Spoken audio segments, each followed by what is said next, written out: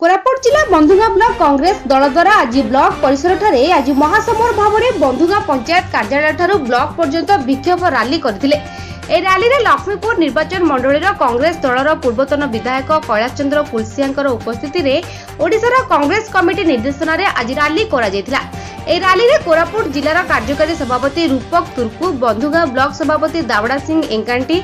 Block सांसद प्रतिनिधि लखन खसरा और पूर्वतन सांसद प्रतिनिधि श्री कामेश्वर रत्नालु, ब्लॉक टाणुआ और पुरुखा नेता भगीश भरत राजू, रामकृष्णा, अशोक पंडा और ब्लॉक युवदल शताधिक लोकंकर उपस्थिति रे आज ब्लॉक परिसर ठारे पहुंची एनडीए सरकार का देश में कृषि और कृषक विरोध में केंद्र सरकार 3 गोटी कृषक विरोधी आईन सारा भारत वर्ष में संप्रति 62 कोटी कृषक और कृषि श्रमिक आंदोलन को ओह्लाइबे। एपरिक अनेक दाबी को नहीं आज गोष्ठी उन्नयन अधिकारी बीडीओ श्री रजनीकांत दास को एक लिखित भाव में सशक्तिकरण, सुरक्षा दर प्रतिश्रुति राजीनामा और कृषि सेवा आईन और चाषी उत्पादन चाहिदा यह दाबी को नहीं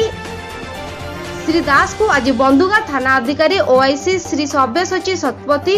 एसआई सबरलाल नेहरू और थानार स्टाफ को उपस्थिति रे स्मारक पत्र देथिले।